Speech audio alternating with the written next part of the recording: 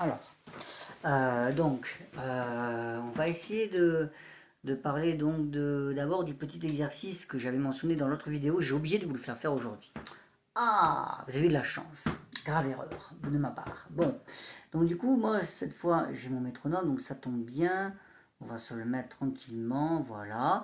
Je vais vous le redétailler une fois. Donc, la position Do, Ré, Mi, Fa, Sol. Ok, on enfonce tout. 1, 2, 3, 4, 5. Ok. Déjà, on essaie de corriger sa position, on se tient bien droit, ok, on n'a pas le dos bossu, hein, n'est-ce pas? Et on a à peu près le même niveau entre la main et l'avant-bras, à peu près, ok? Surtout pas comme ça, on commence pas à avoir hein, ce creux, hein, comme ça, là, c'est là où on a une certaine tension, ok? Voilà, les doigts sont arrondis, hein, n'est-ce pas? Comme si on s'accrochait, ok, d'accord, pas trop au bord du clavier non plus, c'est pas bon, pas trop non plus dans les touches noires, ça sert pas à grand-chose. Disons à peu près dans cette hauteur-là, c'est bien. On entre un peu dans les touches noires, ok? Puisque de toute façon on a une grande main, on ne pourra pas faire autrement. Ok, on y va. Donc l'idée c'est de travailler chaque doigt, de travailler l'indépendance, la musculature de la main, ok? Puisque on avait constaté que plusieurs fois il y avait quelques petites faiblesses dans les 5 et les 4. On y va. Donc on va tenir les notes enfoncées, c'est un exercice de note tenue. On va juste travailler un doigt, enfin on va les alterner deux par deux, le 1 et le 2. Donc je vous montre 1, hop, le 2 se lève. Les autres restent enfoncés. Je joue le 2, hop, le 1 se lève. Les autres restent enfoncés. Et je reproduis ça X fois. Ah merde, j'ai mis la sourdine, pardon. Je n'entends rien. Excusez-moi, pardon. Ok, 3, 4 et 5 restent enfoncés hein, pendant la durée de l'exo, ok? Bon, maintenant, on va s'attaquer au 2 et au 3. Donc le 1, il reste enfoncé. Le 4 et le 5 aussi. C'est juste les 2 et 3 qui vont jouer. Ok, on y va. 2, 3, 2, 3, 2, 3, 2, 3, ok? Ok, maintenant le 3 et le 4. Donc 1, 2 et 5 restent enfoncés. Ça se complique. Parce qu'il y a le 4 à gérer, qui est le doigt le plus difficile. Le doigt le plus faible, pardon. 3, 4, 3, 4. Essayez d'appuyer bien fort. Hein. Je ne vais pas le faire parce qu'il est tard, là, à cette heure-là, d'accord? Mais en tout cas, voilà. Essayez d'appuyer bien fort pour renforcer le quatrième doigt. Ok, et bien sûr, pas trop de mouvements comme ça, hein, de balancement. Sinon, c'est pas efficace. Et enfin donc, les 4 et les 5, on les travaille. Hein. 1, 2, 3 restent enfoncés. Juste 4 et 5, on les alterne.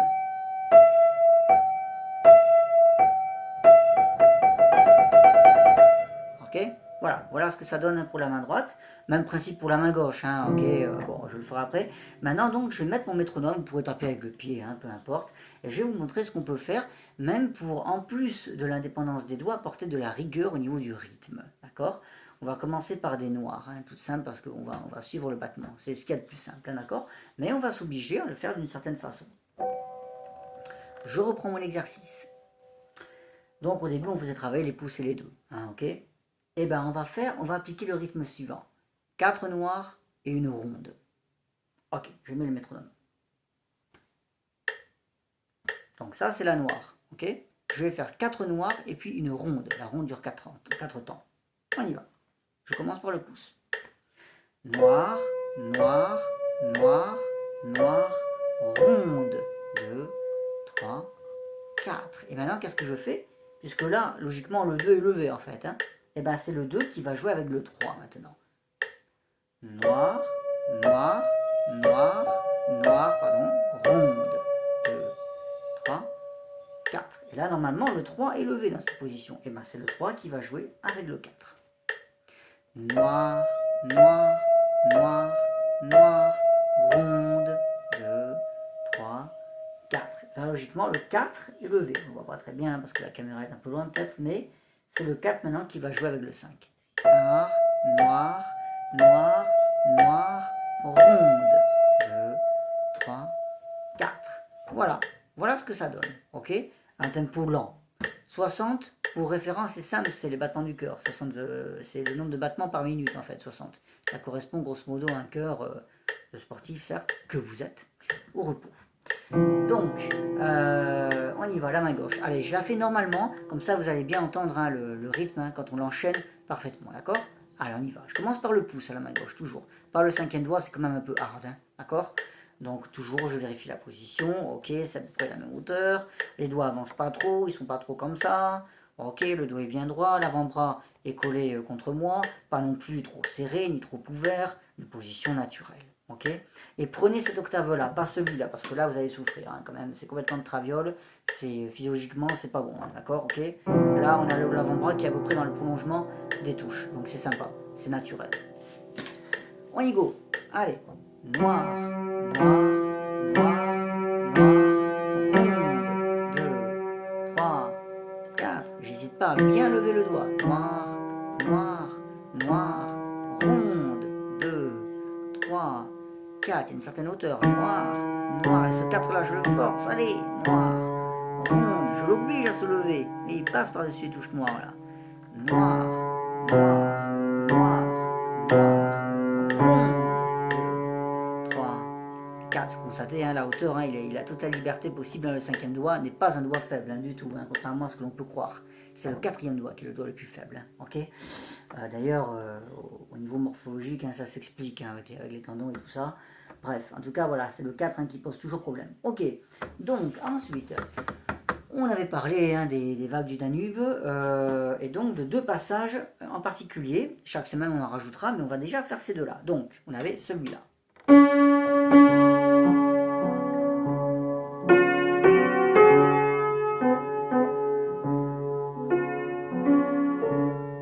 Voilà, hein, ok, voilà ce que ça donne. Donc, pour essayer de parler un petit peu là-dessus, pour expliquer. Donc, bon, au début il y a un Ré, ok, pas de problème. Là, on va pas mettre de pédale et on va piquer la main gauche. Voilà, très lentement. Ok, après je vais la basse. Quand je vais faire cette basse, je vais mettre la pédale. Je laisse la pédale enfoncée. Là, c'est legato et très chanté, très timbré à droite. On essaie de bien faire ressortir la main droite et de diminuer le son hein, de la main gauche ici. De bien la fondre. On ouvre le son. Hein, hop, on ouvre l'éventail. C'est l'image qu'on donne. Et puis après, une fois que je vais jouer la note suivante, j'enlève la pédale. Hop, sans pédale. Et maintenant, je pique la main gauche. Ok. Maintenant, sur la basse suivante, je mets la pédale. Elle est bien liée et je diminue le son de la main droite. Hop. C'est vraiment, d'un coup, c'est beaucoup plus sombre comme son. La main droite se cache. Les mains se fondent. Et puis hop, après, donc, si bémol. Là, je peux laisser ma pédale. Pour la suite, voilà. Voilà, ok. Si on veut continuer, hein, ça donnera ça. Ok, bref. On y va, on y retourne. Sans pédale, piqué. Pédale, lié et timbré à droite, crescendo. Fa, sol, la. Sans pédale, piqué. Pédale. Lié, fluide et diminué.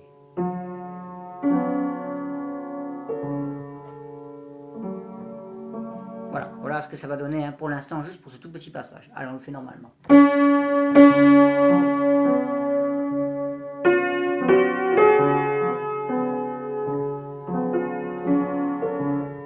Voilà, on change vraiment la couleur.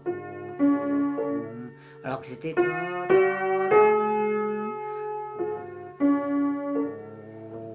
Ah, c'est plus le même chanteur. C'est pas plus aigu là. Plus grave. C'est plus les mêmes touchés. Ouais, d'accord. Bref, voilà. Donc je vous laisse méditer. Ok. Et donc on avait dans l'autre passage ce fameux passage là après les croches là.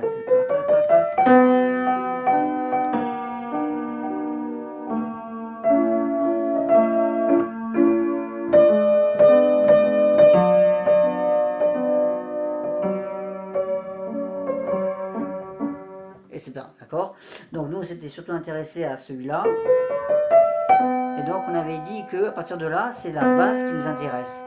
D'accord. Do bémol, si bémol. Ce qu'on appelle un chromatisme descendant. C'est le terme à utiliser. Le terme chromatisme veut dire toutes les notes d'affilée. Les 12 demi-tons. Okay, et donc le chromatisme peut être ascendant. Il y a une référence à la plainte, hein, à la souffrance, à des sentiments. Au contraire, elle peut être descendant, référence à la mort. On le trouve beaucoup chez Bach.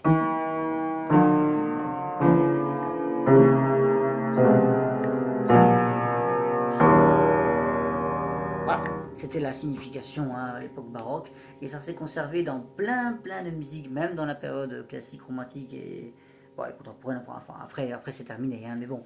En tout cas, voilà, il y a toujours cette idée hein, comme ça de dépression en quelque sorte. Hein.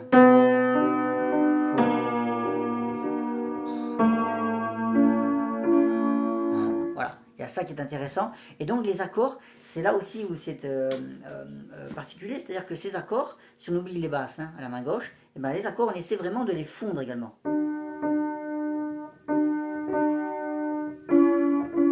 Et là, je ne mets pas de pédale exprès et je les travaille très liés.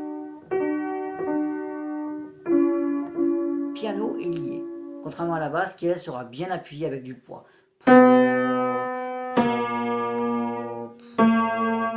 Le cumulé des deux.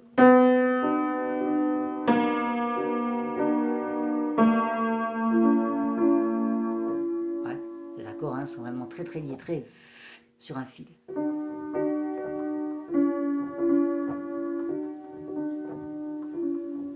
Un peu à l'image de ce qu'on a eu au début quand la main droite était très chantée ici.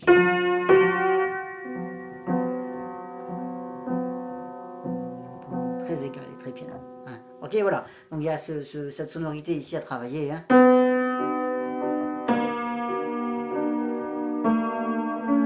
Et sur le dernier, c'est là qu'on pique, justement. D'accord. Niveau main droite, bah, elle commence assez fort dans les croches. Il faut bien la prononcer quand même. Et puis après, hop, au fur et à mesure, elle va disparaître.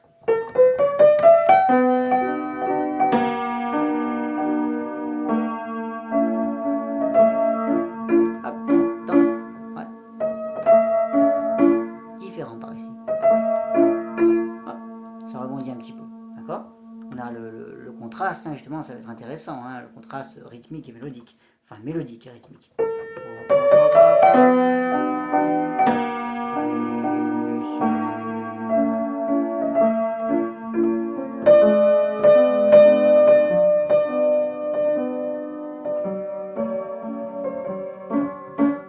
C'est encore autre chose, hein, on n'en a pas parlé, mais voilà ce que ça donnera là-dedans. Ok, mais déjà, voilà, intéressez-vous à ce passage-là, donc lentement.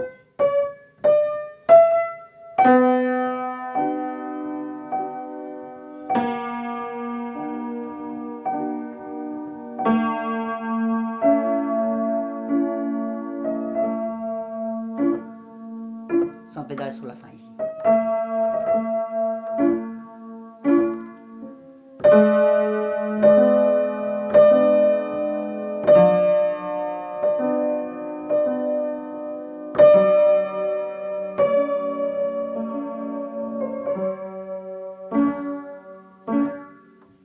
Bon, voilà pour ces deux petits passages, hein, ok.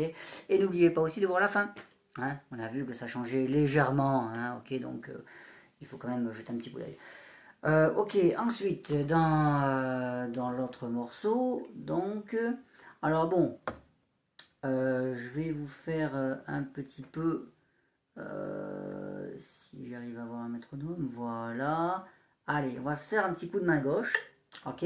Dans le passage en question qui était un peu plus difficile, enfin un peu plus difficile, disons que c'est là où ça change, hein, d'accord. Donc là, je mets le métronome exprès, comme ça au moins vous pouvez essayer de suivre vous-même, hein, d'accord. Et donc vous pouvez travailler votre main gauche, parce que le début était pas mal, mais ça commençait à être un peu moins bon à partir de la fin de la deuxième ligne, ça correspond à la mesure 9. Allez, mesure 9, c'est parti, on y va. Donc, ouais. Donc j'essaie de bien suivre mon métronome, ou de taper comme ça, peu importe.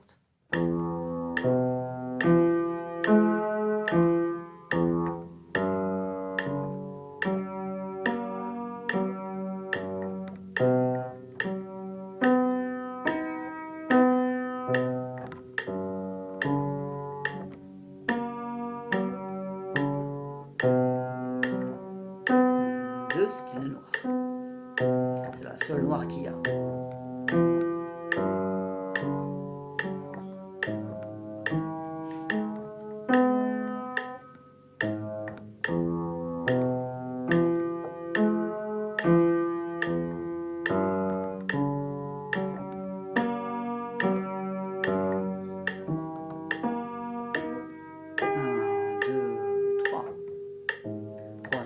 c'était une noire pointée, hein, d'accord. Donc voilà, voilà ce que ça peut donner, vous voyez, juste la main gauche seule, ça c'est parfaitement régulier.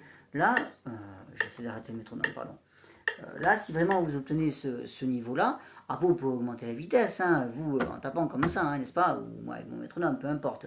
Mais voilà, là à ce moment-là, c'est bon parce que le son était piano, c'était assez égal, on va dire, hein, égal dans le sens l'égalité, hein, du son. Il n'y avait pas une note trop forte par rapport à l'autre. Bon, moi j'ai pas un clavier, hein, comme le vôtre, hein. C'est un très vieux piano, c'est un Rameau, hein, ok, qui date des années 70. Donc imaginez un peu c'est une vraie paye, hein, comme on dit chez nous, hein, d'accord. Alors que vous, le vôtre est parfaitement réglé, donc du coup, vous aurez moins de mal à obtenir une belle égalité sonore, hein, ok. Donc voilà, si vous arrivez à avoir un son assez piano, assez fluide, assez régulier comme ça, c'est bon. Là, vous serez prêt pour faire vos mains ensemble. N'oubliez pas également, pour finir juste, je ne vais pas le refaire ici, mais bon, puisque vous pouvez reprendre l'autre vidéo, l'espèce de coordination, hein, qu'on avait travaillé, la semi-coordination, enfin moi j'appelle ça, il me terme la coordination mentale, parce que c'est assez cérébral, hein, on va dire, comme travail, c'est-à-dire donc chanter la main droite, hein, pour avoir déjà une représentation auditive, hein, du texte, tout en essayant de jouer la main gauche en même temps. C'est un excellent exercice qui est parfois même plus difficile que les mains ensemble. Ça fait appel à plein de qualités, hein, en même temps. Donc c'est très intéressant. Voilà, voilà ce que j'ai à vous dire pour cette semaine. Allez, bon courage.